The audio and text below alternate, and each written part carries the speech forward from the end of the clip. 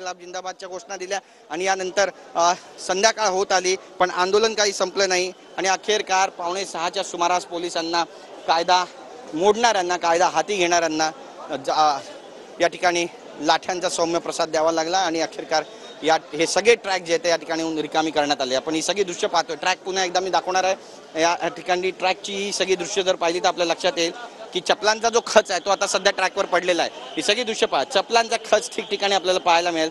सगळ्या पावसाळी चपला ज्या आहेत त्या आपल्याला या ठिकाणी पाहायला मिळते। त्यासोबतच जो ट्रॅक आहे, जो रेल्वे प्लॅटफॉर्म आहे त्या ठिकाणी सुद्धा आपल्याला चपलांचा खच पाहायला मिळेल। सध्या ईस्टची परिस्थिती पोलिसांनी आपल्या कंट्रोलमध्ये घेतलेली आहे पण वेस्टला म्हणजे पश्चिमेकडे आपण जर पाहिलं तर हलके हलके दगडफेक त्या ठिकाणाहून केली जाते। काही लोक आहेत ज्यांनी या ठिकाणाहून दगडफेक करून आपला निषेध नोंदवण्याचा प्रयत्न केलेला आहे पण त्यांना देखील पांगवण्यामध्ये पोलिसांना यश आलं असं म्हटलं तर गैर ठरणार नाही। सध्या परिस्थिती पोलिसांनी कंट्रोलमध्ये घेतलेली आहे। सगळे ट्रॅक जे आहेत ते मोकळे केलेले आहेत आणि आता प्लॅटफॉर्म क्रमांक 3 प्लॅटफॉर्म क्रमांक 4 जो आहे ज्यावर ही सगळी गर्दी बसली होती ठाण मांडून त्यांना या ठिकाणाहून हटवण्यात आलेलं आहे। ही सगळी दृश्य आपण पाहतोय। दूर दूरपर्यंत आपण जर पाहिलं तर पोलिसांची गर्दी आपल्याला स्पष्टपणे पाहायला मिळते। बऱ्याच घडामोडी या 12 तासाच्या आतमध्ये घडलेल्या आहेत। सकाळी 6 वाजेपासून हे सगळे आंदोलनकर्ते जमायला सुरुवात झाली। त्यांनी होर्डिंग्स या ठिकाणी तयार केले। आम्हाला योजना नको आहेत पण आमच्या आया बहिणी सुरक्षित राहायला पाहिजे। जर चिमुकल्यांवरती बदलापूरमध्ये अशा पद्धतीने अत्याचार होत असेल आणि पोलीस त्याला दाद देत नसतील तर ही खेदाची बाब आहे। आमच्या आया बहिणी सुरक्षित नाहीये असा एक तीव्र संताप या आंदोलनकर्त्यांच्या माध्यमातून आपल्याला स्पष्टपणे ऐकायला मिळाला आणि हा आवाज सरकारपर्यंत पोहोचवण्याचा त्यांचा जो प्रयत्न होता तो आता कितपत यशस्वी झाला हे देखील पाहणं तितकं महत्त्वाचं ठरणार आहे। पण हे आंदोलन जर त्यांनी वेळीच मागे घेतलं असतं तर लाठीचार्ज करण्याची वेळ त्यांच्यावर सुद्धा आली नसती अशी चर्चा आता जडू लागलेली आहे। आपण आता पाहतो या ठिकाणी जे पोलीस अधिकारी आहेत ते आपली प्रतिक्रिया देत आहेत आणि नेमकी प्रतिक्रिया काय पाहणं महत्त्वाचं। रेलवे प्रशासन से बात की जाएगी, इसका मुआयना करके मेरे ख्याल से as early as possible railway operation start हो गए।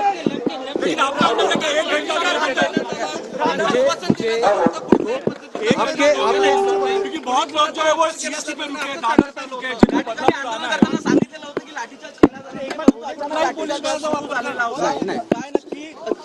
कितना समय लगेगा? आपकी बातें एक दूसरे को सुनाई नहीं दे रहे, मैं कैसे बात करूं? उससे पहले बात शुरू हो जाए।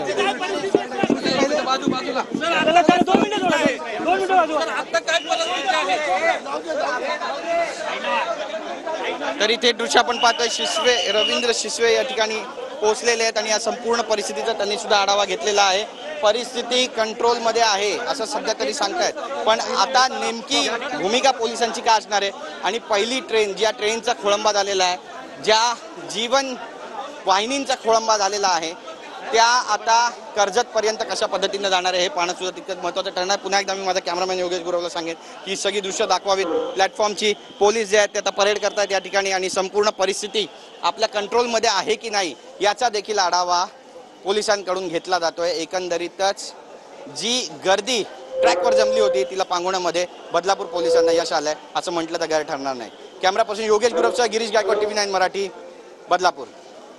तर रेल्वे ट्रॅकवर असलेल्या आंदोलकांना पांगवण्यात आता पोलिसांना यश आलेलं आहे। पोलिसांनी या आंदोलकांवर इथे लाठीचार्ज केलेला आहे आणि हा जमाव त्यांनी या ठिकाणाहून पांगवलेला आहे। पोलिसांनी लाठीचार्ज केल्यानंतर आंदोलकांनी देखील पोलिसांवर दगडफेक केली आहे।